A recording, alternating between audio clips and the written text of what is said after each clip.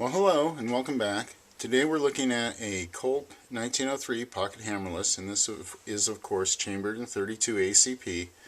Now I wanted to stop at the very beginning of this video and point out this tweaked recoil spring, and that is, I've warned against in a couple other videos, that occurs when the recoil spring guide is not fully seated in the hole in the frame.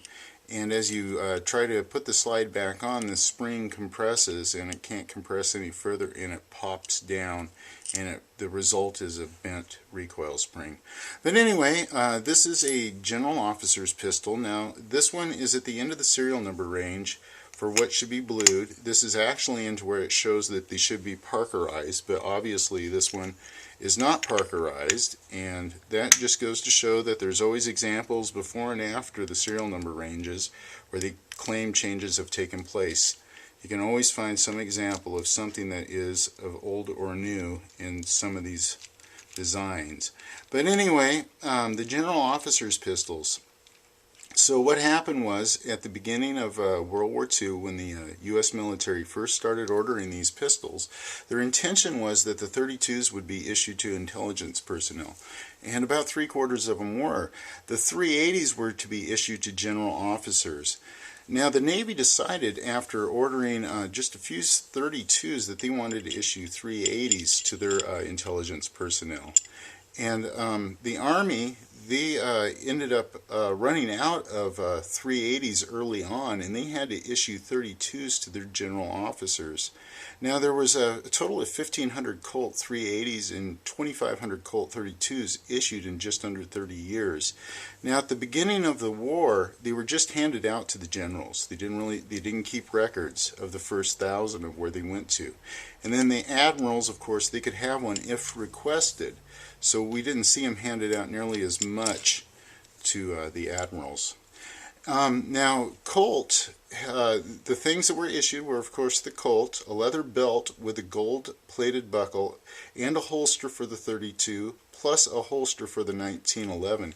Now, here's an interesting note for you YouTube fans. The inside of the belt buckle, or excuse me, the inside of the holster, had Hickok stamped on it, and then the size that was stamped in gold letters.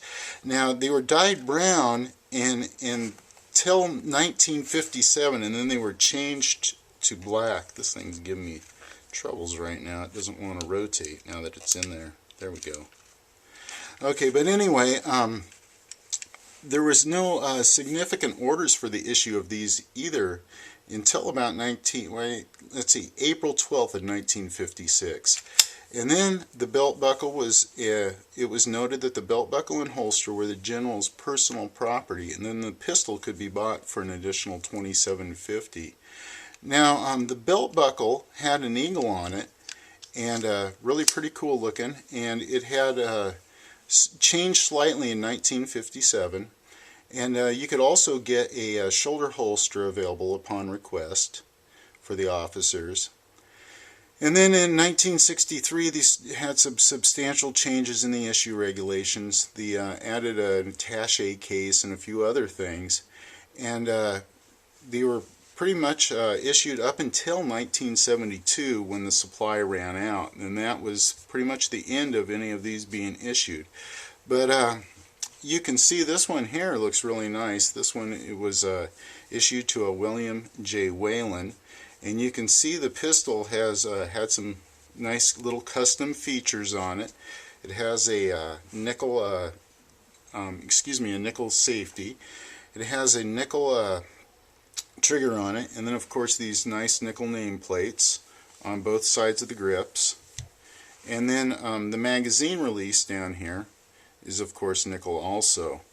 Now this one here happens to be a Type 3, even though most of them after this were the Type 5 with the military sights and Parkerized. But this one has the third generation of sights on these. It has the square front sight, but still has the half moon taper on it, and then, or excuse me, the half moon shape there. And then the back of it has a rounded sight, but it has the square notch in it, which was the last one before the military sights. So there you go, a really cool old pistol, general officer's pistol, and hope you enjoyed the video. And thanks for watching.